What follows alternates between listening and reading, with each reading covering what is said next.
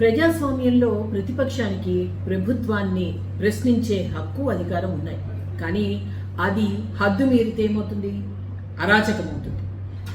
నిరసన తెలియచేయచ్చు, కానీ ఆ నిరసన తెలియచేసిన విధానం ఏదైతే నిన్న పార్లమెంట్ పరిసరాల్లో ప్రతిపక్ష నేత అయిన రాహుల్ గాంధీ ప్రవర్తించిన తీరు అది అత్యంత హేమైంది, అనుచితమైందే కాదు, ప్రజాస్వామ్య మర్యాదలకు కూడా విరుద్ధమైంది. తీవ్రంగా దీనిని భారతీయ జనతా పార్టీ ఖండిస్తోంది. ప్రతిపక్ష నాయకుడి పదవి చాలా గౌరవప్రదమైంది. అయితే ఈ పదవికి తగిన గౌరవాన్ని, బాధ్యతని రాహుల్ గాంధీ గారు ఎంత మాత్రం పరిగణలోకి తీసుకోకుండా విషం చిమ్మడం అంటే ఒక విద్యార్థుల జీవితాలతో కూడా ఆడుకున్న తీరు ఇదా ప్రజాస్వామ్యంలో ఒక ప్రతిపక్ష నాయకుడు చేయాల్సిన పని?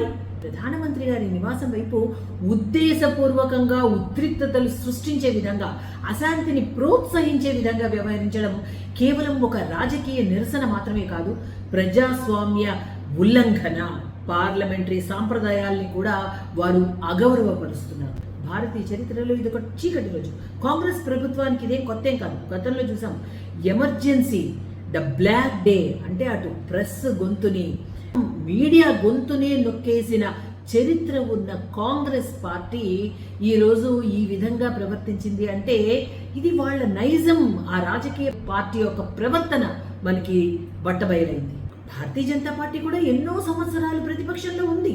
కానీ ప్రజాస్వామ్యంలో ప్రజాస్వామ్య మర్యాదల్ని, పార్లమెంటరీ మర్యాదల్ని కాపాడుకుంటూ విమర్శ చేశాము అంటే అది నిర్మాణాత్మకంగా ఉండాలి.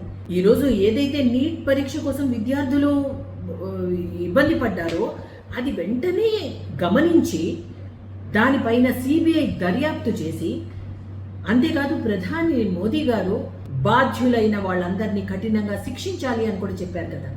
విద్యార్థులు లేవనెత్తిన అంశాలపై ప్రభుత్వం చర్చించడానికి సిద్ధంగా ఉంది. రాహుల్ గాంధీ స్వయంగా పెట్టిన షరతుల్ని కూడా ప్రభుత్వం అంగీకరించింది.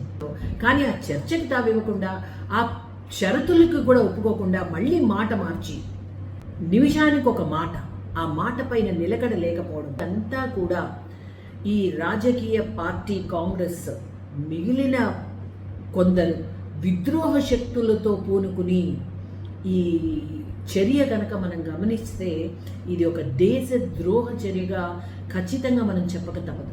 రాహుల్ గాంధీ గారి యొక్క రాజకీయ ప్రవర్తన మాత్రమే కాదు, వారి యొక్క అపరిపక్వత కూడా పూర్తిగా బయటపడింది.